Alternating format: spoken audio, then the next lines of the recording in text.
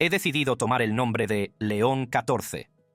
Hay muchas razones, pero principalmente, en un momento poco habitual y sincero, la muerte del Papa Francisco acapara toda la atención cuando el nuevo Papa finalmente habla. Lo que cuenta es fascinante, pero también sorprendente, y no es lo que cabría esperar. Y, como nos ha recordado el Papa Francisco en numerosas ocasiones, esta impactante revelación se produce pocos días después de que se determinara que la muerte del Papa Francisco fue natural, lo que ha desencadenado un debate a nivel mundial. Entonces, ¿qué dijo realmente el Papa León XIV? Vamos a profundizar. La postura del nuevo Papa sobre la muerte del Papa Francisco. Una teoría sugiere que el Papa Francisco fue asesinado para impedir que revelara la corrupción financiera dentro del Banco del Vaticano. Los defensores de esta teoría establecen paralelismos con las teorías conspirativas que rodean al Papa Juan Pablo I, quien murió en 1978 tras un papado de 33 días, y algunos afirman que fue envenenado para impedir que revelara los escándalos del Banco del Vaticano vinculados al crimen organizado. El mundo observaba en silencio atónito el 8 de mayo de 2025, mientras salía humo blanco de la Capilla Sixtina. Tras solo 4 rondas de votación, una velocidad vertiginosa para los estándares del Vaticano, el cardenal Robert Francis Prevost emergió como el Papa León XIV. El primer papa estadounidense en los 2000 años de historia de la Iglesia se encontraba ahora ante un mar de fieles en la Plaza de San Pedro. Pero mientras la comunidad católica mundial celebraba este momento histórico, surgían preguntas sobre lo que diría el nuevo pontífice sobre su predecesor, el Papa Francisco, fallecido solo 17 días antes, en circunstancias que algunos calificaron de misteriosas. Hoy profundizamos en lo que el Papa León XIV ha revelado realmente sobre los últimos días del Papa Francisco, las impactantes acusaciones que rodean al nuevo Papa y el dramático cambio en el liderazgo de la Iglesia, que tiene en vilo a los católicos de todo el mundo. Antes de examinar los comentarios del Papa León XIV sobre la muerte de Francisco, debemos comprender las extraordinarias circunstancias de su elección. El Colegio Cardenalicio se reunió el 7 de mayo de 2025, solo 16 días después de que el Papa Francisco sufriera un derrame cerebral mortal a los 88 años. El cónclave se desarrolló con una rapidez sin precedentes y el cardenal Prevost fue elegido en la 4ª votación. Esta rápida decisión sugiere un notable consenso entre los 133 cardenales con derecho a voto. Pero, ¿qué motivó esta unidad? Muchos observadores del Vaticano señalan los antecedentes únicos de Prevost, ciudadano estadounidense y líder de la Iglesia con amplia experiencia en América Latina. Un puente perfecto entre la visión progresista de Francisco y los centros de poder tradicionales de la Iglesia. Nacido como Robert Francis Prevost en Chicago, Illinois, ascendió en las filas de la Iglesia como fraile agustino, hasta convertirse en obispo de Chiclayo, Perú, entre 2015 y 2023. El Papa Francisco lo nombró posteriormente jefe del influyente dicasterio para los obispos, situándolo en el centro del gobierno de la Iglesia. Este cargo le otorgó una enorme influencia en la selección de nuevos obispos en todo el mundo, un poder que puede haber contribuido a su rápida elección. Fue durante su primera misa como pontífice cuando el Papa León XIV ofreció lo que muchos consideran sus comentarios más reveladores sobre la muerte del Papa Francisco. Hablando primero en inglés, en un guiño a su herencia estadounidense, antes de pasar al italiano, el nuevo Papa advirtió contra la reducción de Jesús a un mero líder carismático, una declaración que algunos interpretan como una sutil referencia al papado popular y centrado en la personalidad del Papa Francisco. A continuación, hizo hincapié en la inmensa responsabilidad que ahora se le había confiado, afirmando: «Dios me ha confiado este tesoro». Quizás lo más revelador fue que rezó para que su papado ayudara a la Iglesia a servir de faro que ilumine las noches oscuras de este mundo. Unas palabras que reconocen los tiempos difíciles que atraviesa la Iglesia y sugieren un camino a seguir. Aunque estas palabras no se refieren directamente a la muerte del Papa Francisco, reflejan el enfoque tradicional del papado de honrar a los predecesores al tiempo que se establece la propia visión. Los expertos en el Vaticano señalan que, en ceremonias privadas y reuniones con cardenales, es probable que el Papa León XIV rindiera un homenaje más explícito a Francisco, aunque estas declaraciones no se han hecho públicas. Pero mientras el mundo aún asimilaba la histórica elección del primer papa estadounidense, comenzaron a surgir inquietantes acusaciones sobre el pasado del Papa León XIV, acusaciones que ensombrecieron lo que debería haber sido un momento de celebración para los católicos estadounidenses. Apenas unos días después de su elección, grupos de defensa de los supervivientes, entre ellos SNAP, red de supervivientes de abusos por parte de sacerdotes, expresaron su profunda preocupación por la forma en que el entonces cardenal Prevost había gestionado los casos de abusos sexuales a menores durante su estancia en Chicago y Perú. Las acusaciones son concretas y perturbadoras. Durante su mandato como supervisor provincial de la Orden Agustina en Chicago, Prevost supuestamente permitió que el padre James Ray, un sacerdote suspendido del ministerio desde 1991 por acusaciones de abusar de al menos 13 menores, residiera en el convento de St. John Stone, en Hyde Park, a solo media manzana de la escuela primaria St. Thomas the Apostle. Los críticos afirman que no informó a la escuela ni implementó las medidas de seguridad adecuadas para evitar posibles daños a los niños. Aunque la Arquidiócesis de Chicago había solicitado que el padre Ray se alojara en el convento, la decisión de aprobar este acuerdo recayó en Prevost. Las acusaciones se extienden a su etapa como obispo de Chiclayo, Perú.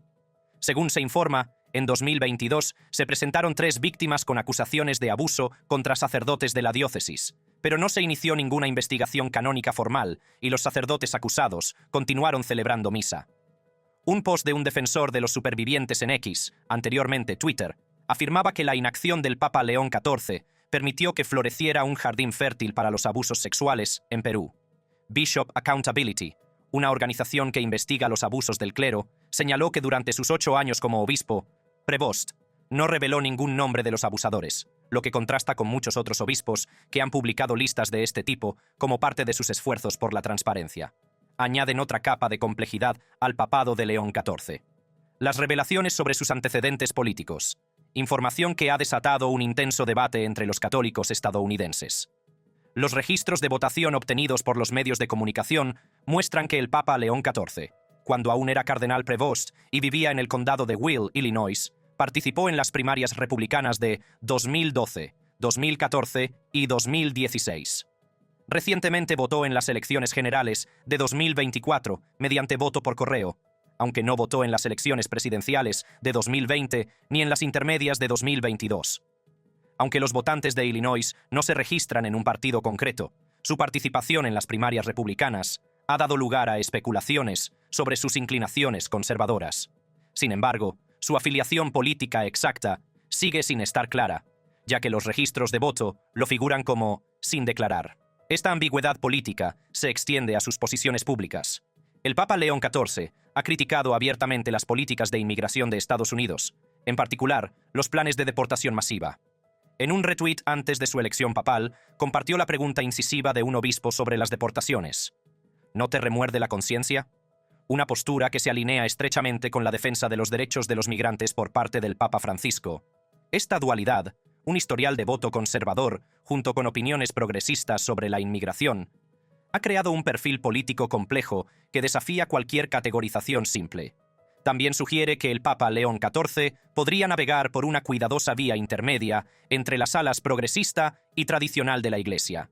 Quizás la indicación más clara de la postura del Papa León XIV hacia el legado del Papa Francisco se produjo durante su primer discurso formal ante los cardenales el 10 de mayo de 2025, solo 2 días después de su elección.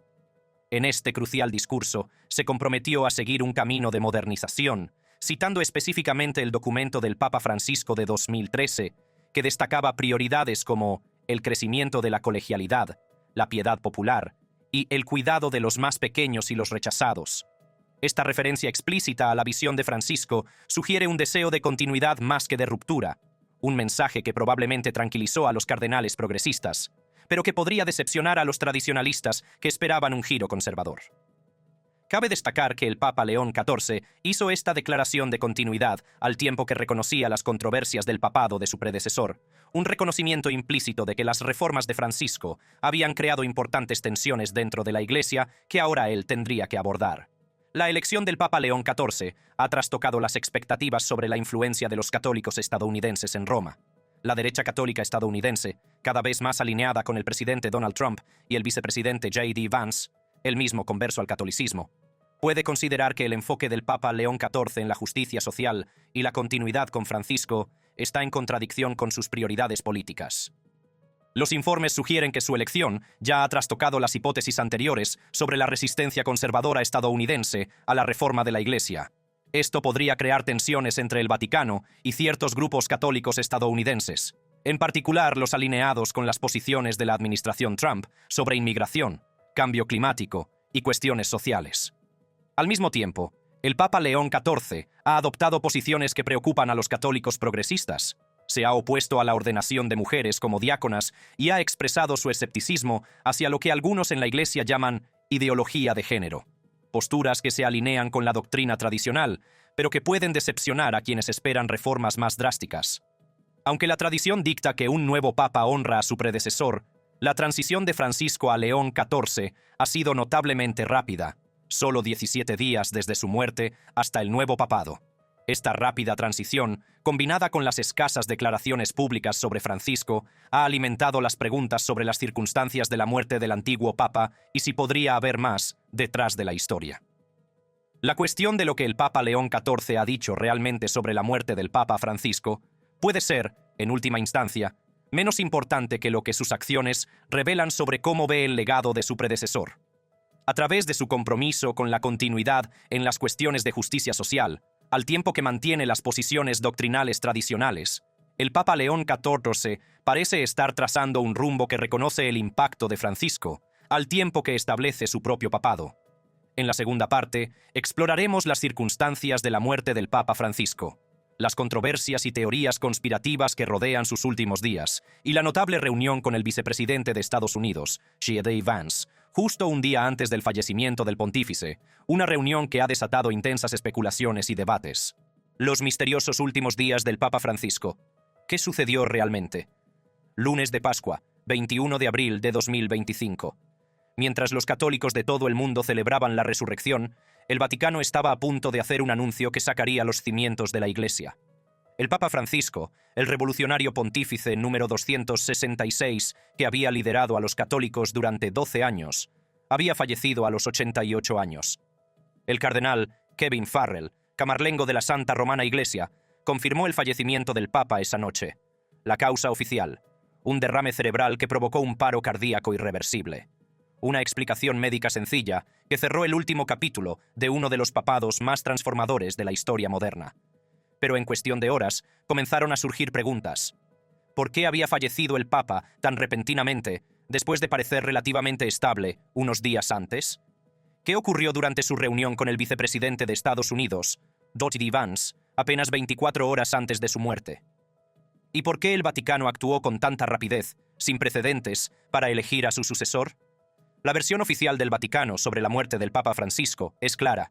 A sus 88 años, el pontífice padecía varios problemas de salud, entre ellos hipertensión arterial, diabetes y un diagnóstico reciente de neumonía bilateral.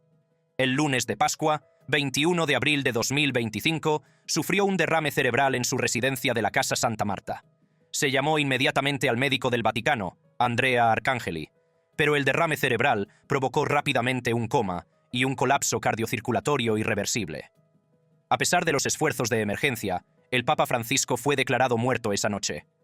El certificado de defunción, firmado por el doctor Arcangeli, citaba como causa principal un derrame cerebral, con factores contribuyentes como su edad y sus condiciones de salud previas.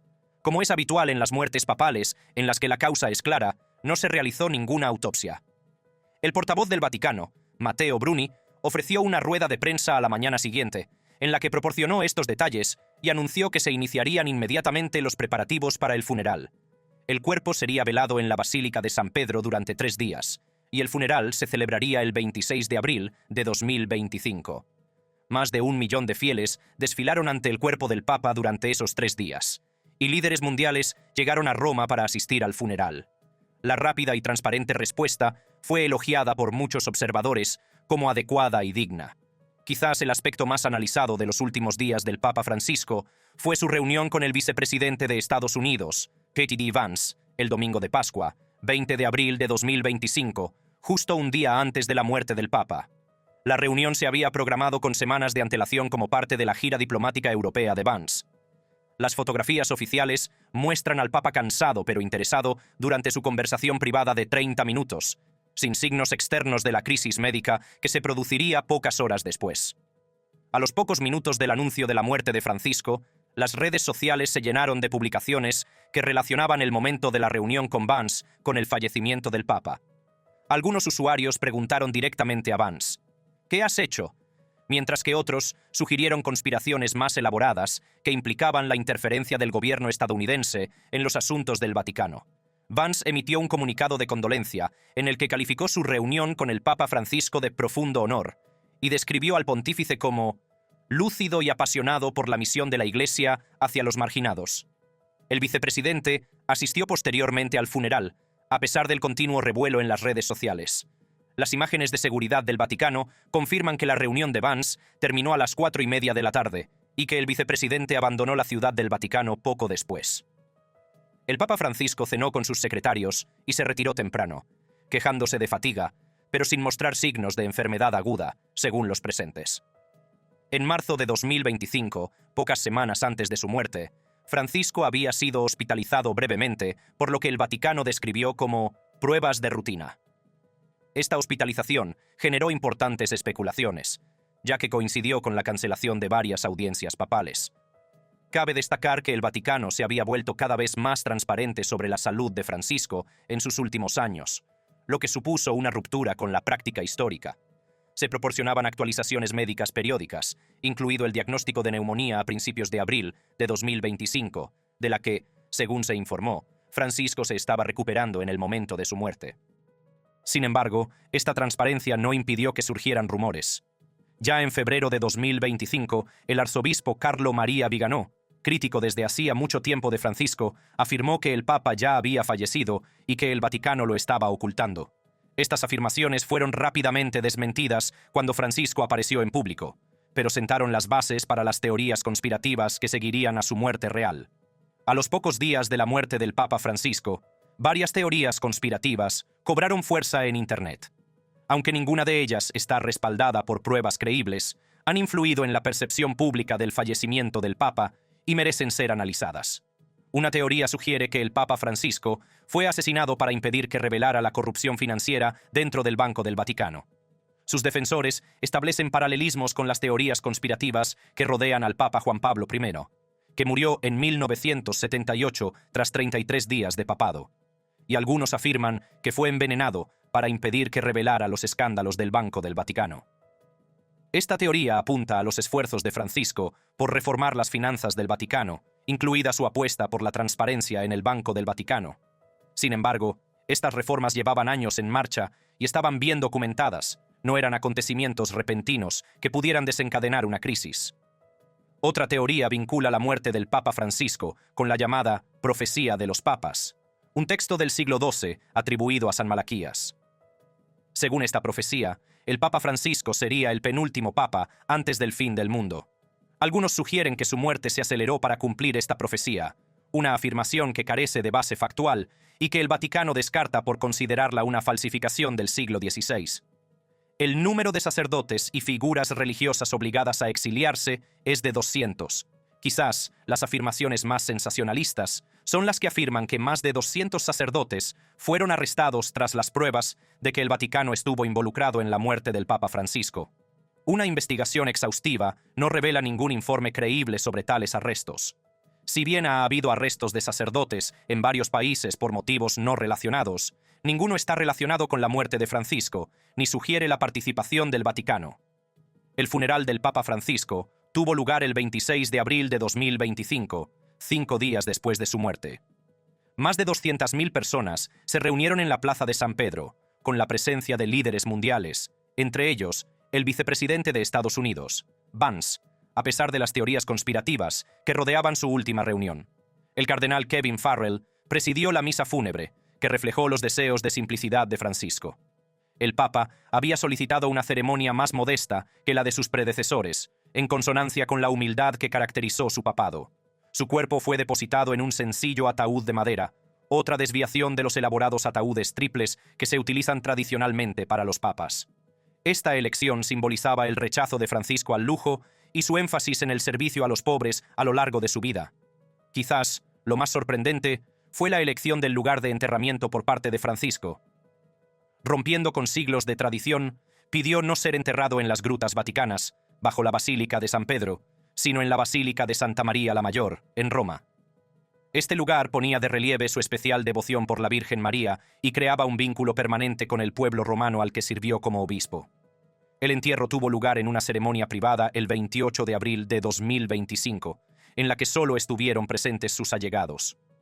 Un aspecto de la transición postfranciscana que ha alimentado las especulaciones es la rapidez sin precedentes del cónclave que eligió al Papa León XIV. Solo 17 días separaron la muerte del Papa Francisco de la elección de su sucesor, el período más corto de la historia moderna. El cónclave comenzó el 7 de mayo y concluyó al día siguiente, con la elección del cardenal Robert Francis Prevost, en la cuarta votación.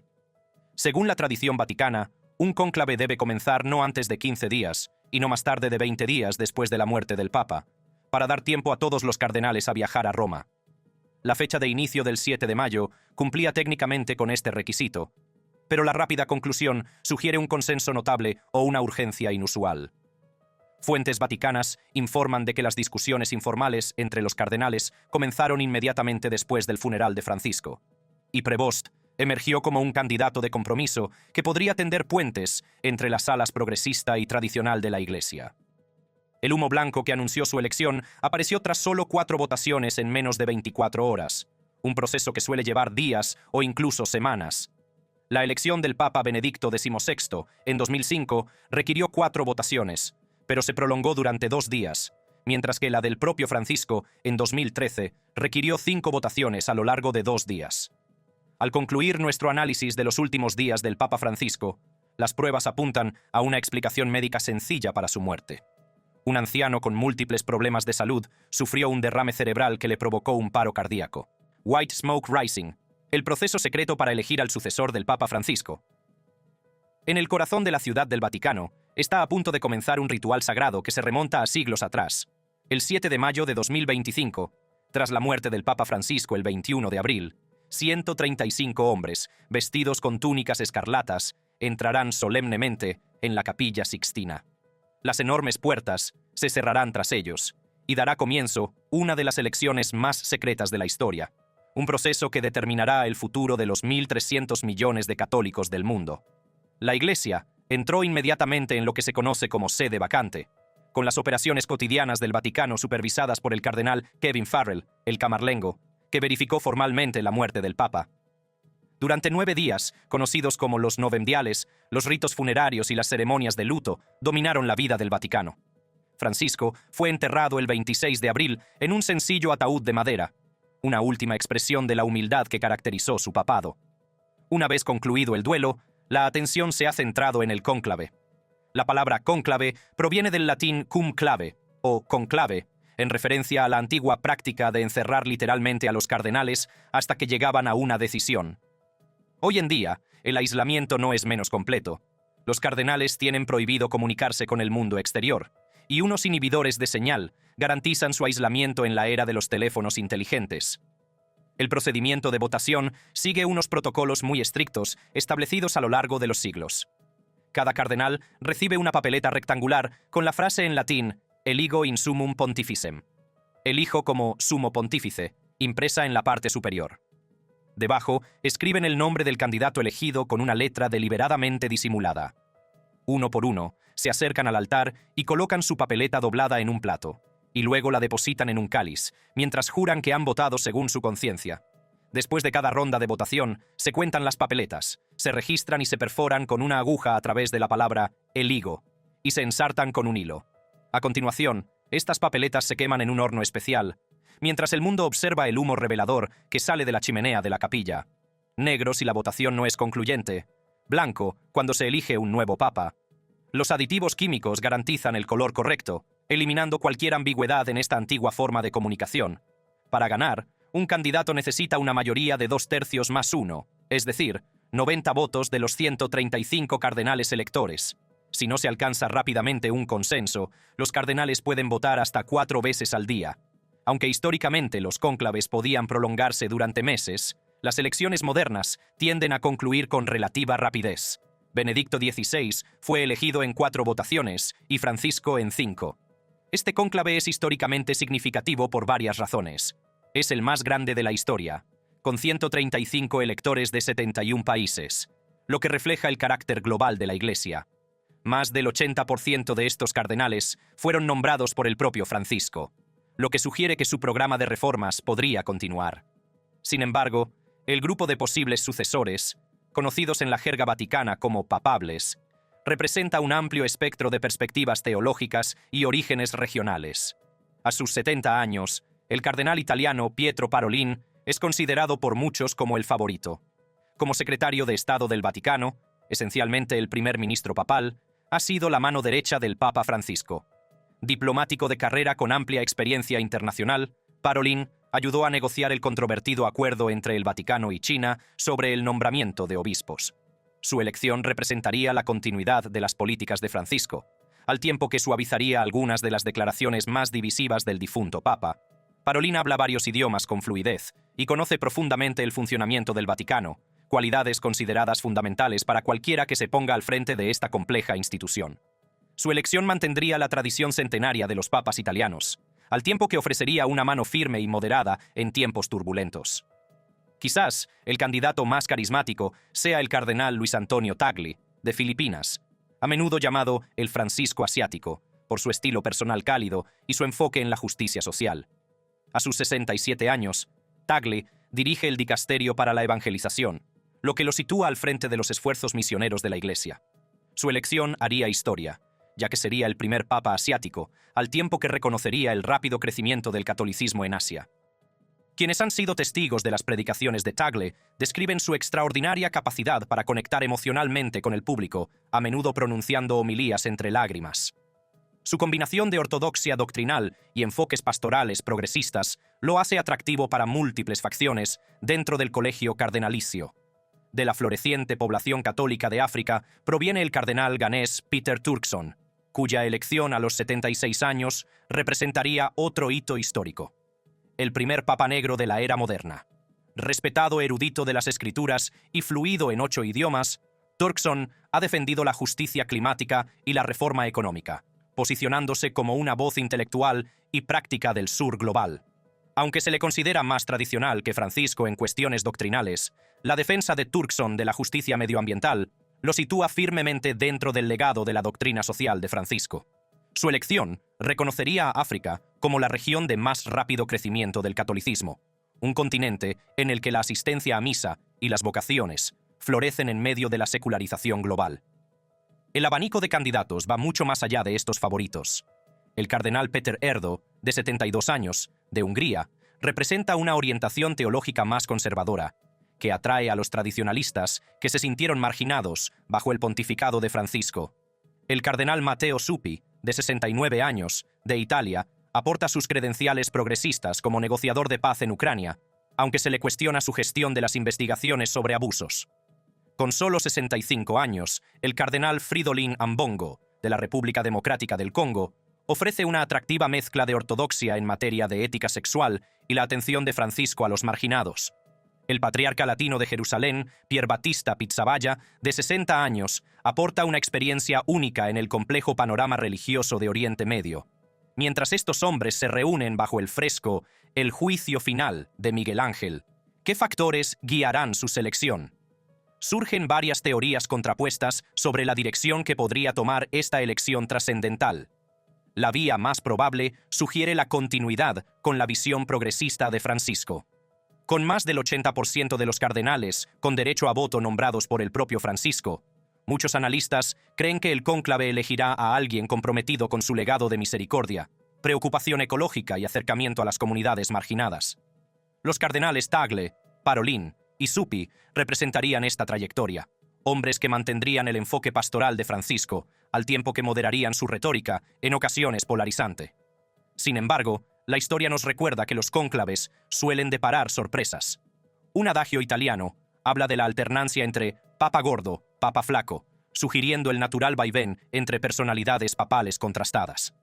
Los cardenales conservadores, aunque en desventaja numérica, podrían reunirse en torno a figuras como el húngaro Erdo o el guineano Robert Sara, con la esperanza de restaurar las prácticas tradicionales y unos límites doctrinales más claros, tras lo que algunos han vivido como un periodo de inquietante ambigüedad bajo Francisco. Una tercera teoría da prioridad a la geografía sobre la ideología. Con el centro demográfico del catolicismo desplazándose drásticamente hacia el sur, muchos creen que ha llegado el momento de que los líderes de la Iglesia reflejen esta realidad. La elección del cardenal Turkson o del cardenal Ambongo reconocería el explosivo crecimiento católico en África, mientras que la elección del cardenal Tagle reconocería a Asia como la nueva frontera del catolicismo, especialmente en Filipinas, Vietnam y potencialmente incluso en China. Pero los cónclaves rara vez siguen guiones predecibles.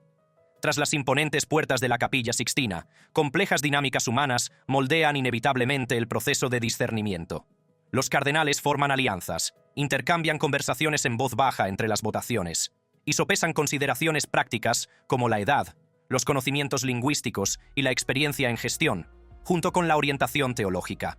Estas deliberaciones se desarrollan en el contexto de la revolución incompleta de Francisco. Sus 12 años de papado desafiaron intereses arraigados dentro de la burocracia vaticana, elevaron las preocupaciones ecológicas dentro de la doctrina católica y tendieron ramas de olivo a grupos marginados durante mucho tiempo por la doctrina de la Iglesia. Sin embargo, muchas reformas siguen sin completarse, ya que siglos de gobierno centralizado se resisten al cambio rápido. Los cardenales también deben tener en cuenta los apremiantes retos a los que se enfrenta el catolicismo mundial. Los devastadores escándalos de abusos sexuales han erosionado la confianza en las instituciones. La secularización sigue vaciando las iglesias europeas y americanas. La inestabilidad política amenaza a las comunidades católicas de África y Asia. Y las tensiones entre las facciones progresistas y tradicionales ponen en peligro la unidad católica. A medida que concluya cada votación y las papeletas se conviertan en humo, el mundo observará y esperará. La chimenea sobre la Capilla Sixtina se convierte en el centro de atención mundial. Con miles de personas reunidas en la plaza de San Pedro a pesar de las lluvias primaverales, con la mirada fija en esa pequeña chimenea metálica y los teléfonos inteligentes listos para capturar los primeros destellos de la historia. Cuando finalmente aparezca el humo blanco y las campanas de San Pedro repican en alegre confirmación, comenzará un nuevo capítulo en la institución más antigua del mundo que sigue en funcionamiento. El cardenal diácono más antiguo se asomará al balcón central de la Basílica de San Pedro para pronunciar la antigua proclamación en latín «Habemus papam», «Tenemos papa». En ese momento electrizante, cuando una sola figura vestida de blanco aparezca en el balcón, 1.300 millones de católicos conocerán a su nuevo padre espiritual. O, en este caso, ya habrán conocido a su nuevo padre espiritual en la persona de León XIV, el primer papa estadounidense. Gracias por acompañarnos en este recorrido por una de las elecciones más trascendentales del mundo y las últimas palabras del Papa recién elegido. Para más contenido similar, haga clic en la tarjeta que aparece en la pantalla.